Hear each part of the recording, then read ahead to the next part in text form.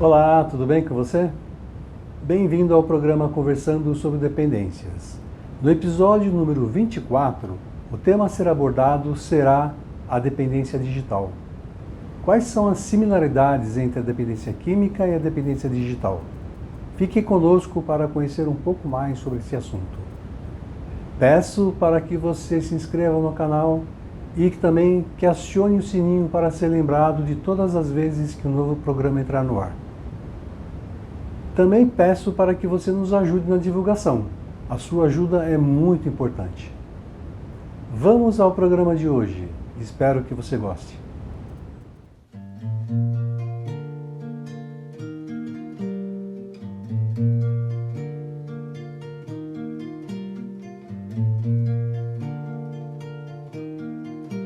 Eide, como vai? Tudo bem com você? Oi, Paulo, eu tô bem. E você aí, como é que está? Tudo bem, tudo tranquilo. Prazer em vê-la, viu? Prazer é todo meu, Paulo. É sempre legal a gente poder se encontrar e falar para a nossa audiência sobre as questões relacionadas à dependência de substâncias e também as dependências comportamentais. E hoje a gente vai fazer uma mudança nos rumos, né? Que a gente vinha falando bastante de dependência química e hoje a gente vai falar sobre dependência digital também. Então, a pergunta, né, o tema de hoje seria o seguinte, né? Quais são as similaridades entre a dependência química e a dependência digital? Né? Então, eu ia propor para você para a gente ir listando, né, essas diferenças, desculpa, as similaridades, para que a audiência tenha uma experiência boa.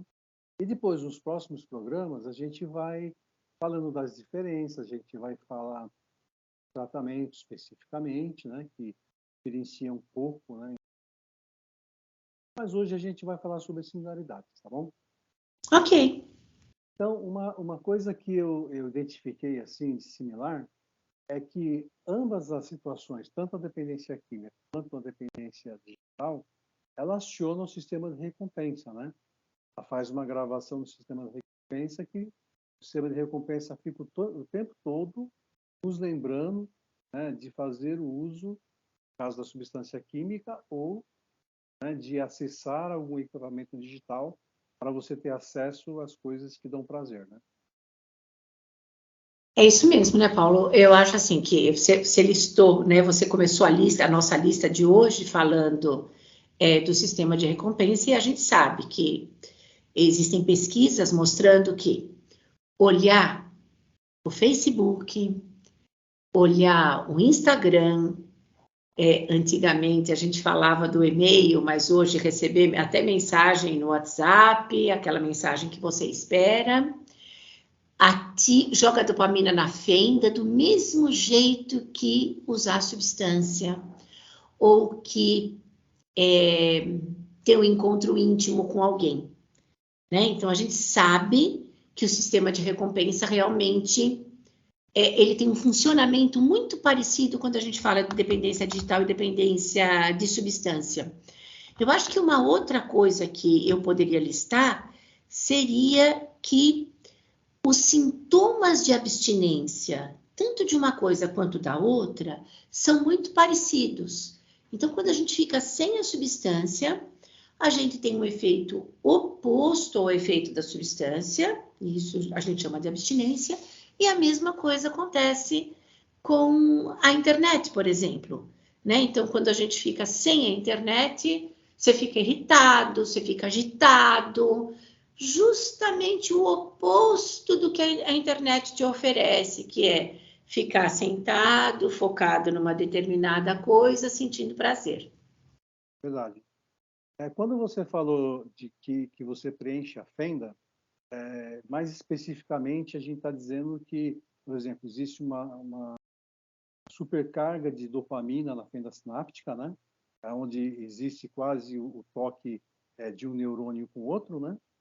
Então, nesse espaço, enche-se de dopamina e a pessoa tem um prazer intenso, né? Só para esclarecer para o público, para as pessoas que não sabem exatamente o que é fenda, né? Neide, uma outra coisa também é que assim é que preenche os critérios de diagnóstico, né? Então, por exemplo, a compulsão, né? A pessoa, quando ela faz uso de substância química, faz o uso de equipamento digital, ou e-mail, WhatsApp, né, ela acaba buscando por aquilo compulsivamente também, né? Se tem ausência, né? Então, por exemplo, comportamento de ficar o tempo todo checando o celular para ver se chegou mensagem, para ver se entrou alguma coisa nova, se tem um novo like, né? Isso preenche o critério da compulsão, né? Sim, e também, Paulo, para a gente falar de uma outra similaridade, né, já que nós estamos aqui conversando, listando, nós que somos terapeutas cognitivos, sabemos que o uso da substância é uma estratégia compensatória para se lidar com alguma crença ou alguma condição prévia. Então, por exemplo, nós sabemos que tanto o uso de substâncias quanto o uso da tecnologia servem, por exemplo, para lidar com depressão, para lidar com ansiedade, para lidar com isolamento social. Então, as pessoas usam ou uma coisa ou outra quando, por exemplo, se sentem deprimidos. Então, se eu estou deprimido, eu bebo para me alegrar, e se eu estou deprimido, eu começo a me envolver com a internet, porque é uma forma de eu me distrair, né? Então, veja, parece que as pessoas também usam tanto uma coisa como a outra como estratégia compensatória para lidar com outros transtornos. E a gente sabe também que tanto o uso de substância quanto o uso de tecnologia pode me levar ao desenvolvimento de um outro transtorno.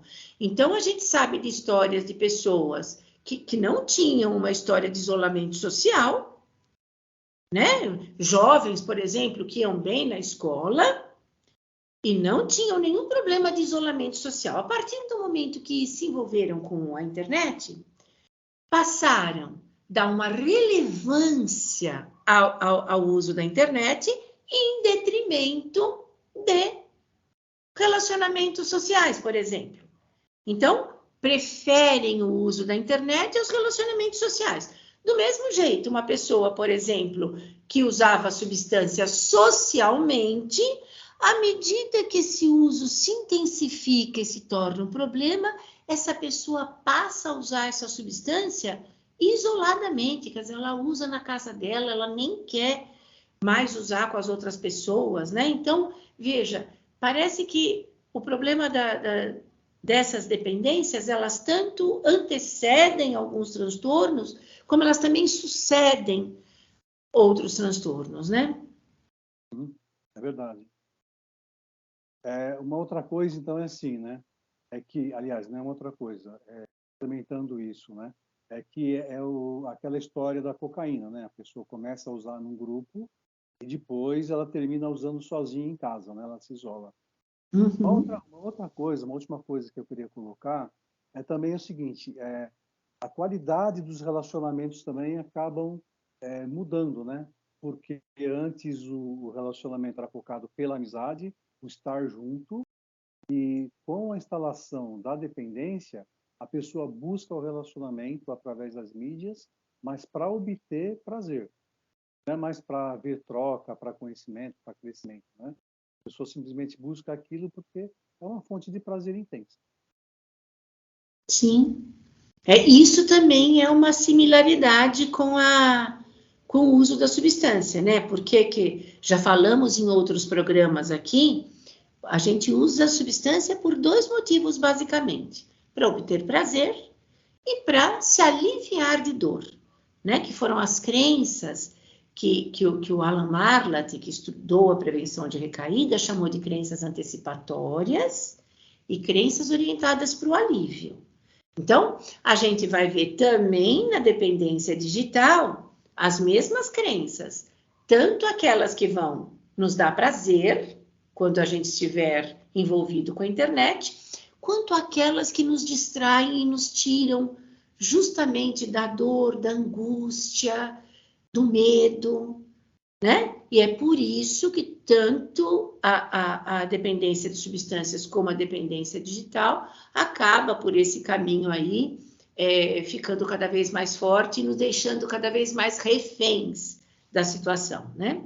Eu concordo com você. Perfeito, Neide. Você quer complementar mais alguma coisa ou a gente pode encerrar por aqui? E se surgir mais alguma coisa, a gente vai falando também nos outros programas.